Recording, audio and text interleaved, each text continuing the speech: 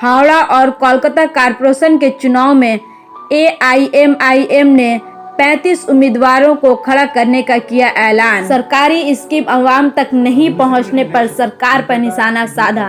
AIMIM के रियासती coordinator Imran Solanki और साबिर एस गफ्फार साहब ने सरकारी कानून पर अमल दरामद न करने पर उठाया सवाल। आइए देखते हैं पूरी रिपोर्ट। जहाँ टीएमसी बीजेपी एक दूसरे के आमने सामने है, वहीं एमआईएम भी अब बंगाल में शामिल होने जा रही है। क्या कहना चाहेंगे? हम लोग हमेशा बंगाल के संसदीय सियासत से जुड़े हुए थे। असेंबली इलेक्शन में बहुत कम सीटों पे हमने कॉन्टेस्ट किया। वो बीजेपी को शिकस्त देने का भी एक मकसद था, कम्युनल फोर्सेस को शिकस्त देने के लिए। दूसरा, हम लोग चाहते हैं कि यहाँ पे एक बैकवर्ड कम्युनिटीज का पॉलिटिकल एम्पावरमेंट हो। काम हमारा गांव देहात से लेकर म्यूनिसिपल वार्ड लेवल्स तक हर जगह चल रहा है। और जैसा इलेक्शंस है, आप जानते हैं पूरा हिंदुस्तान में जहाँ जहाँ म्यूनिसिपैलिटी इलेक्शंस हो रहा है वहाँ एमआईएम को सक्सेस मिल रहा है। एमआईएम का वहाँ पे नंबर्स भी बढ़ रहा है। और इंशाल्लाह हम लोग ये यकीन कलकत्ता म्यूनिसिपैलिटी और हावड़ा म्यूनिसिपैलिटी में भी रखते हैं कि यहाँ हमारा अच्छा प्रदर्शन होगा। असेंबली चुनाव में जो देखा गया है कि सिर्फ और सिर्फ आप लोग 5 सीट लिए, उसमें भी आप लोग सक्सेस नहीं हो पाए। देखिए, बिहार का जो एग्जाम्पल आपको दे रहा हूँ मैं, आप जो बात कर रही हैं ना मैडम, बिहार में हम लोगों ने 5 सीट लड़ा। इसके पहले एक में हमने अच्छा प्रदर्शन किया, 4 में ज़माना जब्त हुआ। उसके बाद अभी आप बिहार का रिजल्ट देखती हैं तो हम लोगों ने 5 सीटें जीती वहाँ पर। और उसके बाद अख्तर अली खान जो पार्टी के प्रेसिडेंट हैं, उन्होंने जो सीट जीती है वो सेकंड लार्जेस्ट वोट से जीती है पूरे बिहार के। पहले में 55,000 वोट से मार्जिन है, वो 52,000 वोट से मार्जिन। तो ये है समीकरण। तो आप पहली बार देखिए, लोहिया साहब ने कहा था आप जब पहली बार इलेक्शन जाते तो हारने जाते, दूसरी बार हराने जाते, तीसरी बार जीतने जाते हैं आप। तो ये चुनाव का प्रोसेस है।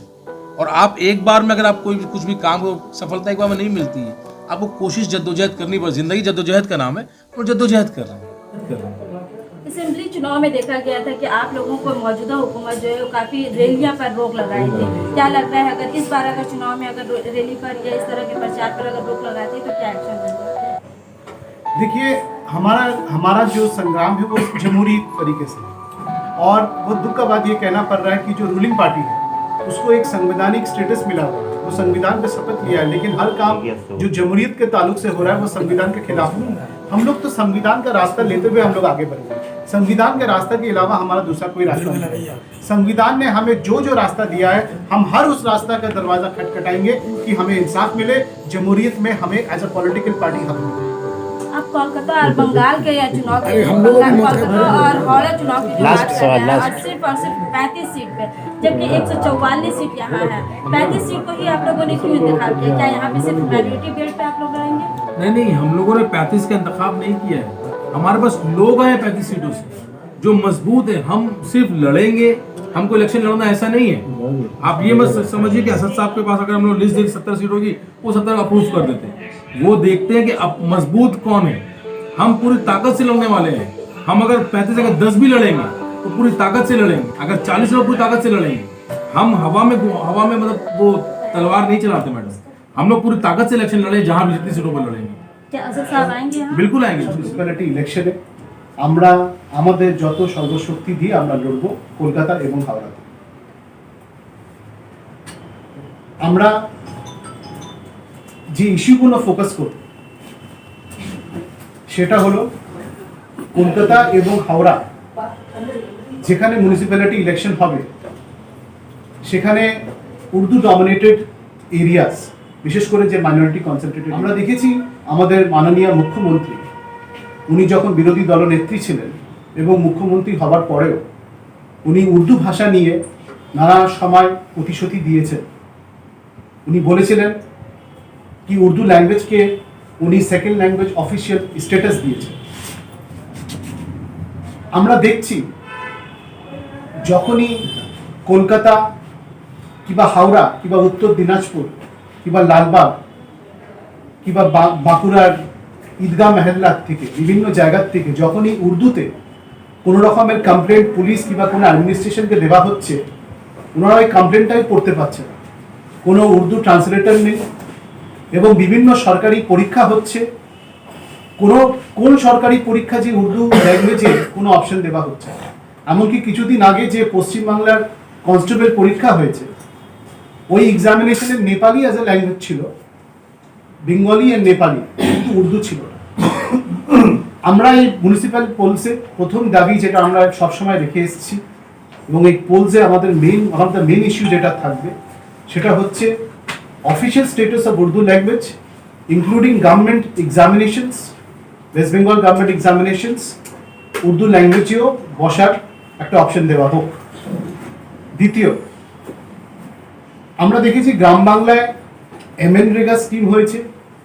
এমএনরেগা স্কিমের মাধ্যম দিয়ে যেটা ইউপিএ শাসনকালে যে স্কিমটা আরম্ভ হয়েছে, অবশ্য এই কেন্দ্রীয় সরকারের আন্ডারে এমএনরেগা স্কিমের বাজেটের বরাদ্দটা খুবই কমিয়ে দেওয়া হয়েছে, এমনকি দেখা হচ্ছে কি রিমেনিং ইয়ার্সের জন্য কোনো বাজেটই বাকি নেই। কিন্তু এমএনরেগা একটা এমপ্লয়মেন্ট জেনারেশন প্রোগ্রাম রুরাল এরিয়াসে আরম্ভ হয়েছে। Urban poverty is very acute, এবং রাজেন্দ্র সচ্চর কমিটি রিপোর্ট বিশেষ করে মাইনরিটি এরিয়াসে আরবান পভার্টি নিয়ে অনেকটা উনি লিখেছেন। আরবান পভার্টিকে কাটিল করার জন্য কোনো স্কিম নেই, আরবান এমপ্লয়মেন্টকে গ্যারান্টি করার জন্য কোনো স্কিম নেই। আমরা একটা ইস্যু যেটা সামনে রাখবো কি, যদি আমাদের কাউন্সিলর্সরা জিতে যদি বিভিন্ন ওয়ার্ডসে ভোট ফর্মেশনে যদি আমাদের ভূমিকা থাকে, আমরা আরবান লাইভলিহুড স্কিমস আরম্ভ করি, যেখানে আরবান আনএমপ্লয়মেন্টকে আমরা কাটেল করতে পারি। থার্ড, রাজেন্দ্র সচ্চর কমিটি রিপোর্ট এটাও বলেছিল কি পশ্চিমবাংলার মধ্যে মাইনরিটি কমিউনিটির একটা বড় অংশ জেলের মধ্যে আছে।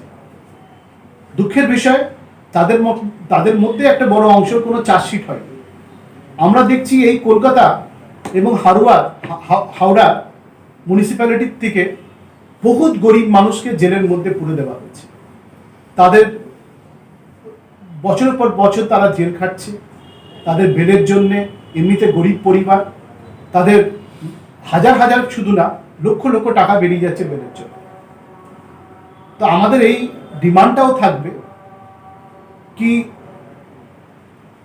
এই জেলসে যে মুসলিম পার্সেন্টেজটা এত হাই, তাদের এগেনস্টে এগেনস্টে কোনো সিরিয়াস কেসেস নেই, যাদের এগেনস্টে এখনো চার্জশিট করা হয়নি, গভর্নমেন্ট তাদেরকে ইমিডিয়েট ফাস্ট ইনভেস্টিগেশন করে তাদেরকে রিলিজ করা হবে। ফোর্থ যে ইস্যুটা, সেটা হচ্ছে লোকাল মিউনিসিপ্যাল ইস্যুস, যেটা ওয়াটার লগিং। এখনো মাইনরিটি কনসেন্ট্রেটেড এরিয়াসে কলকাতা এবং হাওড়া ওয়াটার লগিং একটা বিরাট বড় সমস্যা। আমরা সবসময় শুনে আসছি কি ড্রেনেজ সিভেজের উপরে বাজেট বরাদ্দ হচ্ছে, ফান্ড বরাদ্দ হচ্ছে, কিন্তু ওয়াটার লগিং এর সমস্যা কিন্তু থামছে না। ওয়াটার লগিং যখনই বর্ষা আসে, যখনই একটু বৃষ্টি হয়, বিশেষ করে যারা বসত এলাকায় বসবাস করে তারা অনেক সমস্যায় পড়ে। এখন তো দেখছি মেন রোডের উপরে ওয়াটার লগিং চলে আসছে। ওয়াটার লগিং সমস্যাকে মেটাতে এই যে বোর্ড আছে, কর্পোরেশন বোর্ডেরা একেবারে ফেলিয়ার তারা হয়েছে। এটা আমাদের একটা ফোকাস ইস্যু থাকে। তারপরে আমাদের এই দুটো ওয়ার্ডসে যে রিক্রুটমেন্ট হয়েছে মিউনিসিপ্যালিটিতে, আমরা দেখেছি কি কলকাতা মিউনিসিপ্যালিটিতে একজন মুসলিম নাম দিয়ে একজন ব্যক্তিকে মেয়র করা হলো এবং ওটাকে দেখানো হলো অ্যাজ মাইনরিটি এম্পাওয়ারমেন্ট। আমরা এই সিম্বলিক রাজনীতি ভোট বিরোধিতা করছি। আমরা চাই ডেভেলপমেন্ট অফ দ্য কমিউনিটি। একজন হাকিম শুধু মেয়র হলে তার মানে এটা না যে লক্ষ লক্ষ রহিম আর রহমানের এম্পাওয়ারমেন্ট হয়ে গেল। এখনো এই দুটো মিউনিসিপ্যালিটিজে গভর্নমেন্ট ডিক্লেয়ার করুক কি বিগত 5 বছরে কত মাইনরিটিসদের জন্য এমপ্লয়মেন্ট জেনারেট হয়েছে, মাইনরিটি কমিউনিটির থেকে কজন স্থায়ী চাকরি এবং পার্মানেন্ট চাকরি পেয়েছে এই দুটো কর্পোরেশন। শুধু একজন মুসলিম নাম দিয়ে একজন মেয়রকে সামনে রাখলেই যে মুসলিম কমিউনিটির এম্পাওয়ারমেন্ট হয়ে গেল, সেটা আমরা বিশ্বাস করি।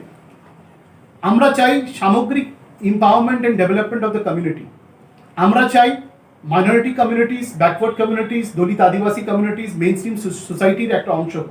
এটা আমাদের একটা ডিমান্ড থাকবে কি মাইনরিটি এমপ্লয়মেন্ট কত জেনারেট হয়েছে, গভর্নমেন্ট ওটার স্ট্যাটিস্টিক্স আমাদের সামনে নিয়ে আসুক, আর ওটার উপরে ইমিডিয়েট রিড্রেসাল মেজার্স গভর্নমেন্টকে তৈরি করতে হবে। যদি আমাদের ওই স্ট্রেংথ থাকে বোর্ড ফরমেশনে, আমরা ব্যাকওয়ার্ড কমিউনিটিজের এমপ্লয়মেন্ট স্থায়ী এবং অস্থায়ী পরিমাণটা কিভাবে এই দুটো মিউনিসিপ্যালিটিসে বাড়ানো যাবে সেটা নিয়ে আমরা চিন্তা ভাবনা করব। এবং ওটা কি যাচ্ছে কি সেন্সাসের সঙ্গে এনপিআরেরও কিছু কিছু প্রসেস ইনক্লুড করা হবে। বিভিন্ন জায়গার থেকে সেন্সাস নিয়ে নানা রকমের ডিমান্ড হচ্ছে, কাস্ট সেন্সাসের ডিমান্ড হচ্ছে এবং সেন্সাসকে এনপিআর প্রসেস থেকে ডিলিং করার ডিমান্ড হচ্ছে। আমাদেরও সিমিলার ডিমান্ডস রয়েছে, কিন্তু এই প্রেস কনফারেন্সটা মিউনিসিপ্যালিটি কেন্দ্রিক বলে আমরা যে ডিমান্ডটা সামনে নিয়ে আসছি কি দুটো মিউনিসিপ্যালিটির একটা বড় ভূমিকা in creating the various documents of citizens. আমরা যেটা দেখছি কি বিভিন্ন ব্যাকওয়ার্ড কমিউনিটি সম্প্রদায়ের মানুষকে এখনও নিজেদের প্রপার বার্থ সার্টিফিকেট পেতে অনেক অসুবিধা হচ্ছে, আর নানা রকমের সার্টিফিকেশনস পেতে অসুবিধা হচ্ছে। বার্থ সার্টিফিকেট পেলেও নামটাকে ভুল দেওয়া হচ্ছে। এইগুলো একটা ফিয়ার সাইকোসিস ক্রিয়েট করছে within the various members of the community কি যে এনপিআর প্রসেসটা হবে এই সার্টিফিকেশনগুলো আমাদের কাজে লাগবে কিনা। যারা এখনও এই সার্টিফিকেশন পায়নি, মিউনিসিপ্যালিটিতে বারবার দৌড়ঝাঁপ করেও তারা পাচ্ছে না, তাদের মধ্যেও একটা ভয় থেকে যাচ্ছে। আমাদের প্রতিনিধিত্ব দুটো বোর্ডসে ইনশিওর করবে কি ব্যাকওয়ার্ড কমিউনিটিস লোকেদের যে ডকুমেন্টেশনসগুলো আমরা আরও দ্রুত গতিতে তাদেরকে পাইয়ে দেওয়ার চেষ্টা করব। এই কিছু ডিমান্ডস নিয়ে আমরা জনগণের সামনে যাব। হাওড়া এবং কলকাতা মিউনিসিপ্যালিটি কর্পোরেশনসে আমরা কন্টেস্ট করব।